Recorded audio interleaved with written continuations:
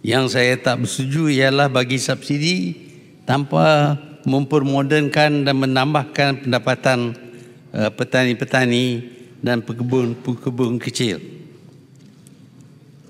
Mungkin Kerajaan Perikatan Nasional sudah memikir dan melaksana cara-cara pertanian moden ini. Jika sudah, ketepikanlah saja pendapat saya ini.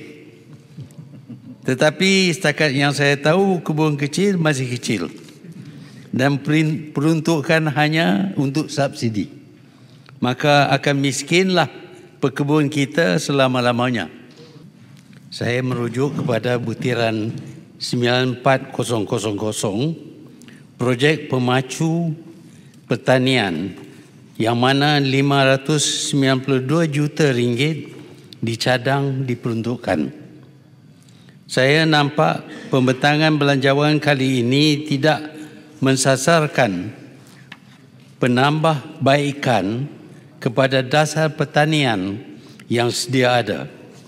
Yang ada hanyalah tambahan peruntukan seperti juga dengan peruntukan-peruntukan yang lain.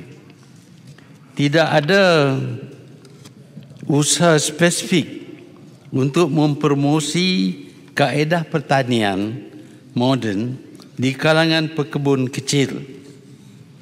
Pekebun kecil jika dibiar untuk berteruskan cara lama, tidak akan dapat memajukan diri mereka. Selama-lamanya mereka akan bergantung kepada subsidi oleh kerajaan. Sebabnya mereka tidak dapat maju ialah kerana tanah milik mereka terlalu kecil. Kita lihat di Malaysia bagaimana ladang yang besar ataupun estate dapat meraih keuntungan. Kita biasa mendengar bahawa jumlah keluasan estate besar hanya sepertiga dari jumlah keluasan pekebun kecil. Tetapi 2/3 daripada keluaran getah umpamanya datang daripada estate besar. Sementara hanya 1/3 datang daripada ladang kecil yang lebih besar jumlahnya. Dari data ini, kita sepatutnya sudah lama sedar hanya ladang besar sahaja yang akan beri keuntungan. Selagi kita bergantung kepada ladang kecil, selama itulah pekebun akan miskin dan bergantung kepada subsidi kerajaan. Untuk mengatasi masalah ini, ladang-ladang kecil perlu digabung supaya menjadi estate yang bersaiz sekurang-kurangnya 1000 ekar ataupun lebih. Share pekebun dalam pendapatan penggabungan akan mengikut saiz tanah sumbangan mereka kepada ladang besar. Ladang yang besar ini perlu diurus oleh pengurus yang terlatih dalam bidang pengurusan ladang. Pekebun kecil tidak mungkin urus ladang besar. Jenis tanaman hendaklah bercampur-campur. Selain daripada tanaman utama seperti getah, kelapa sawit ataupun padi, bahagian-bahagian perlu ditanam dengan sayur-sayuran, buah-buahan, ternakan ikan dan lain-lain.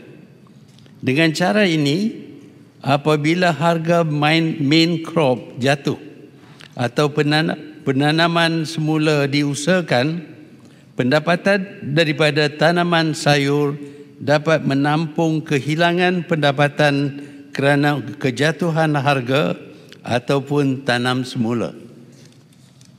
Sekarang apabila tanaman semula diusahakan, selama 7 tahun pekebun tidak punyai pendapatan. Mereka bergantung kepada pinjaman. Maka jadilah mereka orang yang pikul beban hutang. Pekebun boleh bekerja dalam estate ataupun mengadakan perusahaan sampingan. Sebagai pekerja, mereka akan dibayar gaji. Selain daripada gabungan tanah ini, teknologi moden perlu diperkenalkan. Kita tidak perlu tanah yang subur lagi. Dengan menggunakan pasu yang dipenuhi dengan sabut dan dengan saluran air bercampur baja, pengeluaran sayur boleh ditingkatkan. Kita import 60 bilion ringgit sayur-sayuran tiap tahun, sedangkan kita mampu keluarkan semua keperluan sayur dan dalam negara. Sistem vertical farming menjimatkan lagi keluasan bertanah dan menambah keluaran sayur dalam negara.